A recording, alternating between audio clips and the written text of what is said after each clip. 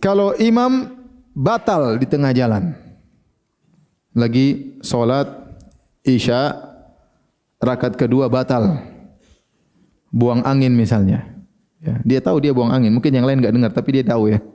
Apa yang dia lakukan? Apakah dia lanjutkan solatnya? Tidak boleh dia lanjutkan karena dia batal apa? Solatnya. Maka dalam hal ini ada 4 kemungkinan yang bisa dia kerjakan jika dia batal di tengah jalan. Yang pertama, dia melakukan istikhlaf, dia tunjuk orang untuk menggantikannya. Dia batal, dia tunjuk, makanya yang di belakang itu harus orang pilihan. Dia tinggal tunjuk, suruh gantiin dia, boleh, kamu gantiin. Maka dia pergi, yang tadi digantiin maka maju. Atau dia selalu sampaikan, kalau saya batal kamu yang ganti ya. Pengganti pertama, pengganti kedua, pengganti ketiga. Ya. Jadi mereka saling mengerti. Ini yang dilakukan oleh Umar bin Khattab radhiyallahu anhu. Waktu Umar ditikam oleh seorang majusi, Abu Lu'lu' al-Majusi, maka Umar baca surat pada rakaat kedua, tiba-tiba suaranya hilang. Maka ternyata dia ditikam oleh Abu Lu'lu' al-Majusi. Maka Umar pun menunjuk Abdurrahman bin Auf untuk menggantikan Umar. Jadi dia tunjuk Abdurrahman bin Auf untuk jadi. Maka Abdurrahman bin Auf kemudian solat dengan solat yang ringan agar solat segera selesai. Padahal kebiasaan kalau di waktu subuh baca surat dengan surat yang panjang. Tetapi karena terjadi kejadian, maka Abdurrahman bin Auf baca dengan ringan kemudian selesaikan solat. Ketika suara Umar hilang, jamaah di belakang tidak tahu kalau dia ditikam. Karena Masjid Nabawi luas dan jamaah dulu tidak ada mic, maka yang di belakang mengucapkan Subhanallah, Subhanallah. Mereka menyangka Umar lupa, padahal Umar sedang ditikam. Ini dalil bahwasanya kalau seorang batal dia boleh nunjuk orang lain untuk menggantikan, sebagaimana dilakukan oleh Umar bin Khattab radhiyallahu taala anhu menunjuk siapa? Abdurrahman bin Auf. Ini cara pertama. Cara kedua, ya, jika imam tidak menunjuk seorang pun jadi penggantinya, tiba-tiba dia batal, dia pergi, maka salah seorang dari makmum meskipun tidak ditunjuk dia boleh maju. Ya, apa? Imam pergi sudah, dia sudah buyar, tinggal maju. Tinggal maju menggantikan imam meskipun tidak ditunjuk. Kemudian kondisi yang ketiga, jika imam tidak menunjuk dan tidak ada yang mau maju karena mungkin enggak enak dan yang lainnya, maka masing-masing boleh lanjutkan solatnya sendiri-sendiri. Kalau ditunggu-tunggu ternyata enggak ada yang maju-maju, ya sudah masing-masing lanjutkan solat apa? Sendiri-sendiri. Dan ini yang pernah dialami oleh Muawiyah radhiyallahu taala anhu. Kata Imam Ahmad bin Hanbal, "Ini istakhlafal imamu faqad istakhlafa Umar wa Ali." Ya, kalau imam batal maka dia boleh menunjuk penggantinya sebagaimana Umar dan Ali. Umar menunjuk orang yang menggantikan, Ali juga menunjuk orang yang menggantikannya.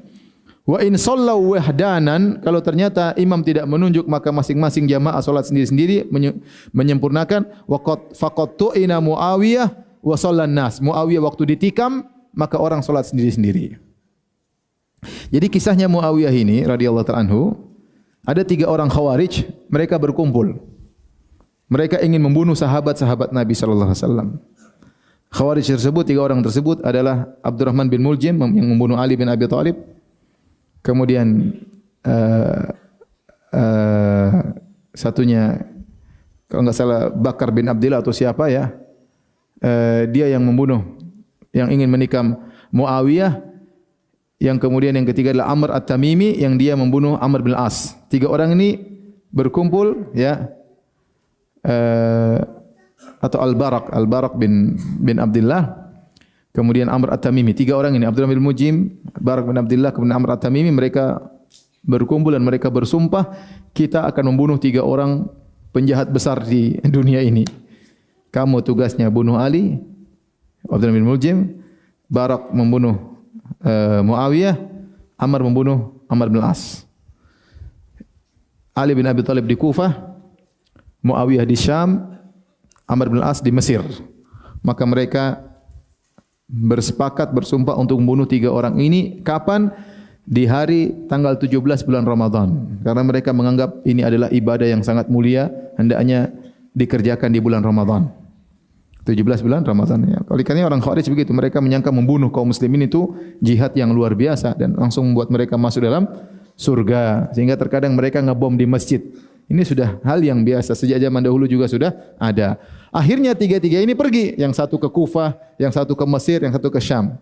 Abdurrahman bin Muljim hendak membunuh Ali. Maka dia simpan pisaunya, kasih racun, ya, 40 hari dikasih racun. Kemudian kebiasaan Ali bin Abi Thalib sebelum subuh keluar membangunkan orang untuk salat.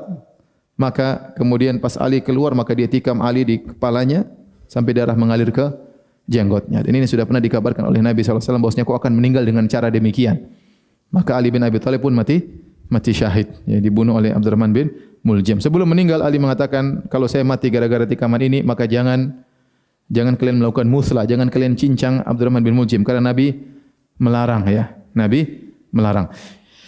Intinya yang kedua adalah Amr At-Tamimi hendak membunuh Amr bin Al-As. Qadarullah, pada hari tersebut Amr bin Al-As sakit. Maka dia suruh penggantinya Kharijah untuk jadi imam. Maka Kharijah keluar untuk salat subuh, maka ditikamlah oleh Amr. Yang ternyata yang mati Kharijah bukan Amr bin Al-As. Maka tersebutlah suatu pepatah, ada yang mengatakan Amr bin Al-As mengatakan, arata amran fa aradallahu Kharijah. Kau ingin bunuh Amr bin Al-As, tapi Allah berkehendak yang meninggal siapa?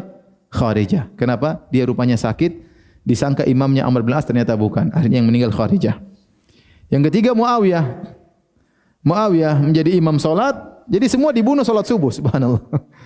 Salat subuh 17 Ramadan, ya. Khawarij, ya. Mereka menyangka membunuh para sahabat ini dapat pahala luar biasa. Tatkala mereka ingin membunuh Muawiyah, ternyata Muawiyah penjaganya banyak. Akhirnya dia tidak mampu, maka dia pun menikam, kalau tidak salah mengenai pantatnya Muawiyah atau di atasnya sedikit. Maka Muawiyah lagi ruku atau lagi sujud ditikam, maka dia tidak bisa melanjutkan solat, maka dia mengatakan kepada para jamaah, atimu solatakum, solat sendiri-sendiri. Maka akhirnya mereka solat sendiri, tidak ada yang menggantikan apa? Muawiyah. Terus Muawiyah mengatakan, apakah ditanya sama orang yang ahli, apakah ini pedang atau pisau ini ada racunnya? Ternyata dicium, enggak ada racunnya. Akhirnya Muawiyah selamat, tidak meninggal gara-gara tikaman tersebut. Paham? Tapi intinya maksud saya, Muawiyah waktu ditikam tidak ada orang yang menggantikannya, tapi masing-masing solat apa? Sendiri, ya. Jadi kalau menjadi suatu kasus imamnya tahu-tahu pergi, yang lain juga semua bingung, ini gimana? Woi, sudah, ente solatnya sendiri selesaikan. Solatnya sendiri selesaikan, tidak mengapa.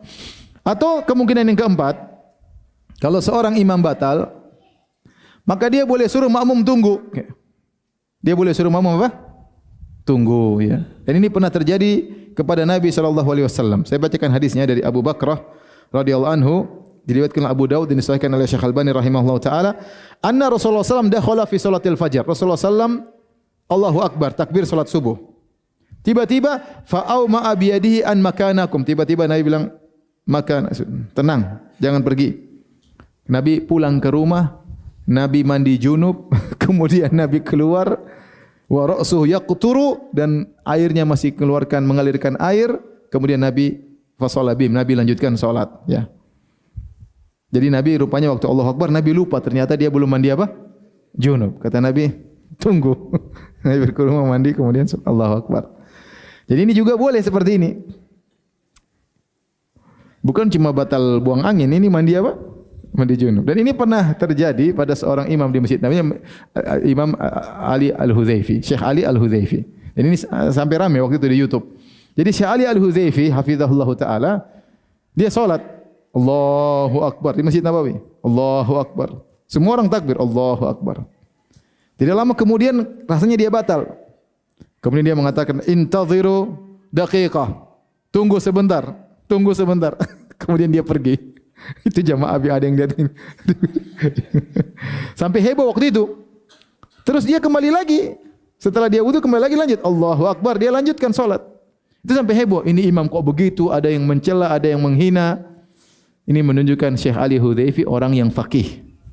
Dan dia ngajar di Masjid Nabawi, dia bukan orang bodoh, dia tahu apa yang harus dia lakukan. Ternyata justru itu yang benar. Yang komentar netizen yang bahlul, paham? Dan itu yang benar, ya. Jadi boleh, ya. Tapi kalau saya, mending saya suruh orang lanjutkan daripada nunggu saya mandi junub. Karena Nabi rumahnya kan dekat, rumah Aisyah, tinggal balik sebentar, kemudian balik mandi, bisa langsung lanjutkan apa? Salat, ya. Jadi Ini yang bisa dilakukan oleh seorang imam kalau dia batal di tengah jalan. Dia bisa nunjuk orang gantikan, atau kalau dia tidak tunjuk bisa ada makmum yang maju. Kalau enggak, makmum bisa melanjutkan solat sendiri-sendiri sampai selesai. Ya, atau kalau terjadi sesuatu dia wudu dia balik lagi.